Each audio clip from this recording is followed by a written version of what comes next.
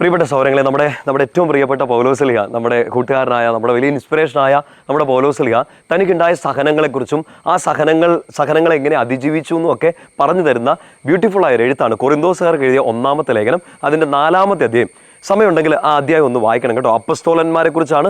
അപ്പസ്തോലിക ദൗത്യം എന്ന് വെച്ചാൽ ഈശോയെ സ്വീകരിച്ച, ഈശോയെ കണ്ട, ഈശോയെക്കുറിച്ച് പറയുന്ന എല്ലാവരുടെയും ജീവിതത്തെക്കുറിച്ചുള്ള കുറച്ച് കാര്യങ്ങൾ പൗലോസ്ലീഹ പറഞ്ഞു തരികയാണ്. ഈ 4-ാമത്തെ അധ്യായത്തിൻ്റെ 9 മുതൽ 13 വരെ, 1 Corinthians chapter 4 9 മുതൽ 13 വരെയുള്ള വാക്യങ്ങൾ സ്പെഷ്യലായിട്ട് ഇച്ചിരി സമയം എടുത്തൊന്ന് വായിക്കണം. കുറച്ച് വാക്യങ്ങളേ ഉള്ളൂ, നല്ല ശ്രദ്ധയോടെ വായിക്കണം. പൗലോസ്ലീഹ ഇങ്ങനെ പറയാണ്, ഞാൻ പ്രഘോഷിച്ച സുവിശേഷം പോലെ തന്നെ ആ സുവിശേഷം പ്രഘോഷിച്ച എനിക്ക് ഇഷ്ടം പോലെ അടിയും തൊഴിയും കളിയാക്കലുകളും ഒക്കെ എനിക്ക് കിട്ടി. ഒരുപാട് പീഡനങ്ങളുണ്ടായി, ഒരുപാട് സഹനങ്ങളുണ്ടായി, കളിയാക്കലുകളുണ്ടായി, നാണം കെട്ടു, ഭോഷനായി തീർന്നു.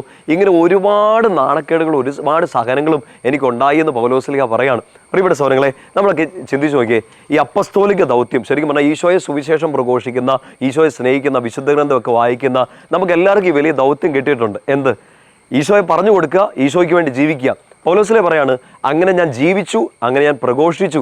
ആ പ്രഘോഷിച്ചതിൻ്റെ പേരിൽ തന്നെ എനിക്ക് നാണം കെടേണ്ടി വന്നു, എനിക്ക് കളിയാക്കപ്പെടേണ്ടി വന്നു, എന്നെ മാറ്റി നിർത്തി, ഇടി കിട്ടി എന്നൊക്കെ പറയാം. ഒത്തിരി സഹനങ്ങൾ ഉണ്ടായതായിട്ട് പൗലോസ്ലീഹ പറയാണ്.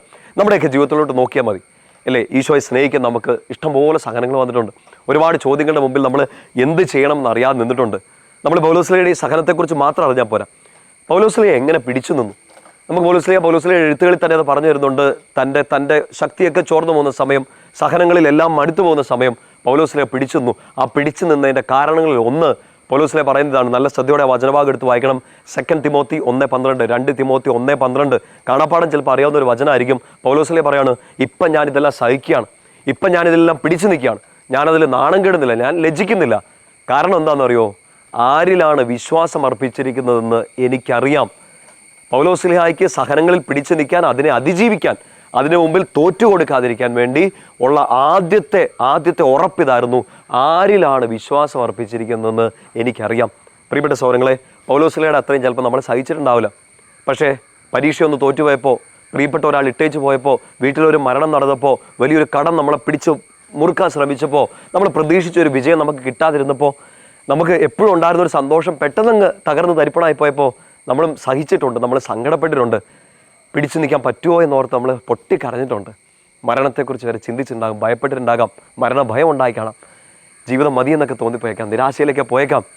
ഇപ്പോഴിത് കേട്ടോണ്ടിരിപ്പുണ്ടേ, പിടിച്ചു നിൽക്കുന്നതിൻ്റെ ഒറ്റ കാരണം ഇതാണ്, എനിക്കും അറിയാം, നിനക്കും അറിയാം, നമ്മൾ ആരിലാണ് വിശ്വാസം അർപ്പിച്ചിരിക്കുന്നത്. പൗലോസ്ലീഹയെ പോലെ തന്നെ നമ്മൾ ഈ പിടിച്ചു നിൽക്കുന്നുണ്ടെങ്കിൽ, നമ്മൾ സഹിച്ചു നിൽക്കുന്നുണ്ടെങ്കിൽ, നമ്മളതിൽ ലജ്ജിക്കാതെ ഇതിനൊരു നന്മ പുറത്തോട്ട് വരുന്നുണ്ട് എന്ന വിശ്വാസത്തോടെ പിടിച്ചു നിൽക്കുന്ന ഒറ്റ കാര്യം കൊണ്ടാണ്. നമ്മുടെ ശക്തിയിലല്ല, നമ്മളെ സഹായിച്ചവരുടെ ശക്തിയിലല്ല, നമ്മൾ ആരിലാണ് വിശ്വാസം അർപ്പിച്ചിരിക്കുന്നതെന്ന്, ആ ഈശോയിലാണ് വിശ്വാസം അർപ്പിച്ചിരിക്കുന്നത് നമുക്കറിയാം. അതുകൊണ്ട് നമുക്ക് പിടിച്ചു നിൽക്കാൻ ശക്തി കിട്ടും. പൗലോസ്ലീഹ വീണ്ടും പറയുന്നുണ്ട്, ഇതിനെയൊക്കെ അതിജീവിക്കാൻ എനിക്ക് ശക്തി ലഭിക്കുന്ന മറ്റൊരു കാര്യം. 2 Corinthians 5:14 അതൊന്നെടുത്ത് വായിക്കണം. പൗലോസ്ലീഹ ഇങ്ങനെ പറയാണ്, ഒരാൾ എല്ലാവർക്കും വേണ്ടി ജനിച്ചു, ഒരാൾ എല്ലാവർക്കും വേണ്ടി മരിച്ചു, ആ മരിച്ചയാൾ ഇവിടെ ഉണ്ട്, അവൻ ഉദ്ധിതനായി, എല്ലാവർക്കും വേണ്ടി അവൻ ഉദ്ധിതനായി. അങ്ങനെ ഒരാൾ അവിടെ ഉള്ളത് കൊണ്ട് ആ ക്രിസ്തുവിൻ്റെ സ്നേഹം, എനിക്ക് വേണ്ടി ജനിച്ച, എനിക്ക് വേണ്ടി മരിച്ച, എനിക്ക് വേണ്ടി ഉയർത്തെഴുന്നേറ്റ് ഇപ്പോഴും കൂടെ നിൽക്കുന്ന ആ ക്രിസ്തുവിൻ്റെ സ്നേഹം എനിക്ക് ഉത്തേജനം നൽകുന്നു. ഈശോയുടെ സ്നേഹം, ജീവിക്കുന്ന ആ ദൈവത്തിൻ്റെ സ്നേഹം എനിക്ക് ഉത്തേജനം നൽകും. ഒന്ന്, നമ്മൾ ആരിലാണ് വിശ്വാസം അർപ്പിച്ചിരിക്കുന്നത് നമുക്ക് നന്നായിട്ട് അറിയാം, അത് മനസ്സിൽ വേണം. 2, ആ ക്രിസ്തുവിൻ്റെ സ്നേഹം ഒരിക്കലും വറ്റിയിട്ടില്ല, ഒരിക്കലും അസ്തമിച്ചിട്ടില്ല.